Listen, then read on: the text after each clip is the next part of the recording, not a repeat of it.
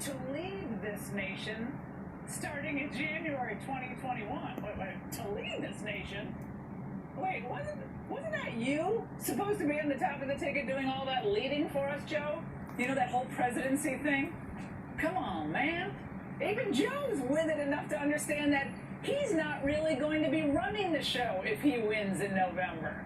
It has to be demonstrated that whomever I pick is two things. One, is capable of immediately being president, because I'm an old guy, okay? No, but I'm serious. Well, now that we know who will really be taking the reins in a Biden administration, let's take a look at what she'll do if they're elected. Today, the New York Times went the absurd route of touting the senator as a, quote, moderate. Of course, the opposite is the case. For starters, her position on illegal border crossings. I believe if someone crosses over the border, it is illegal, and you would decriminalize it. I would not make it a crime punishable by jail. No, of course not. Come on in, bienvenidos. And what about taxpayer-funded health care for all those new undocumented Democrats?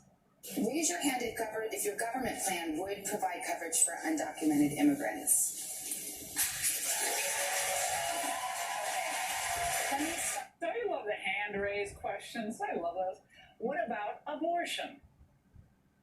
We're going to put in place and require that states that have a history of passing legislation that is designed to prevent or limit a woman's access to reproductive health care, that those laws have to come before my Department of Justice for a review.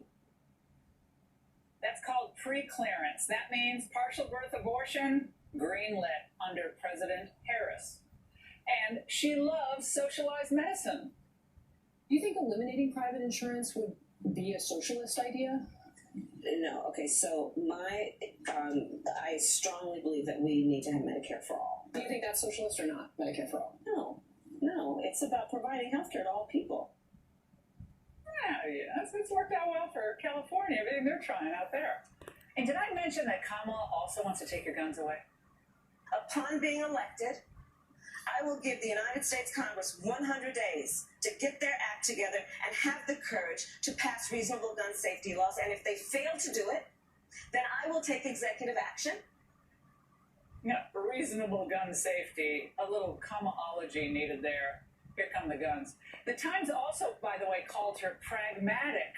We say that's fraudulent. Tulsi Gabbard exposed Kamala as a phony on criminal justice.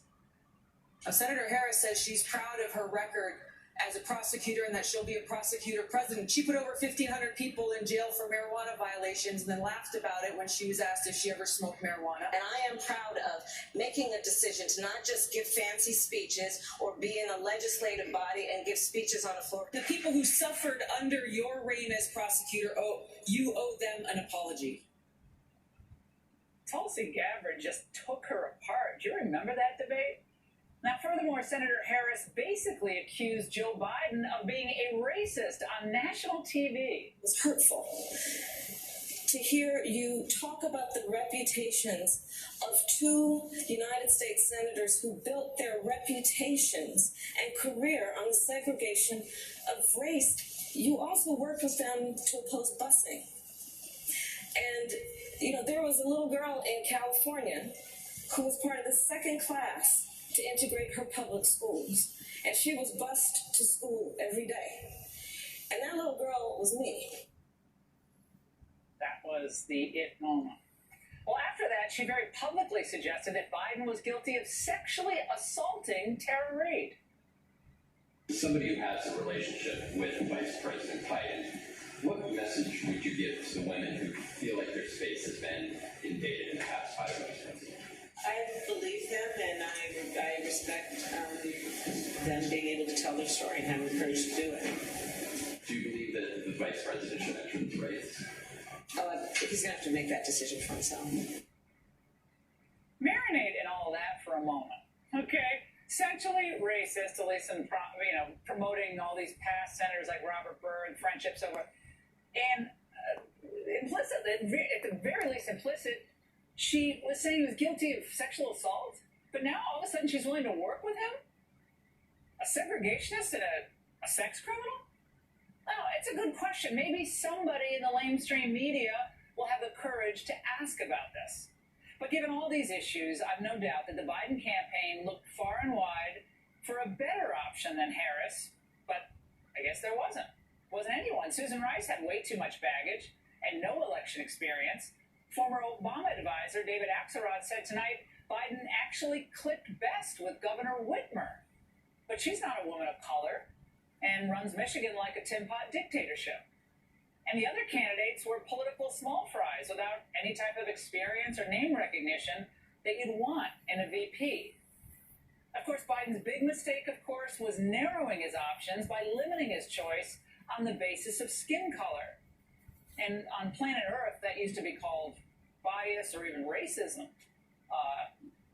Using color as a metric? Well, that's what he decided to do. And as someone running for the nation's highest office, Biden is morally obligated to pick the best person to take his place in the event of a tragedy, regardless of race or gender or ethnicity, any of it. But he never even tried to do that. How cynical.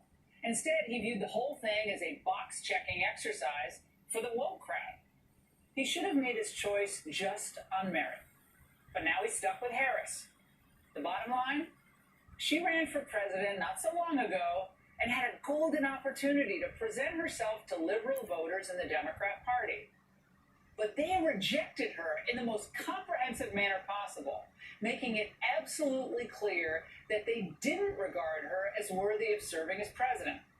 Now, in a desperate effort to please the hard left, Biden has rejected the judgment of his own party's voters and placed Harris in line to have all the power that Democrats thought she shouldn't have.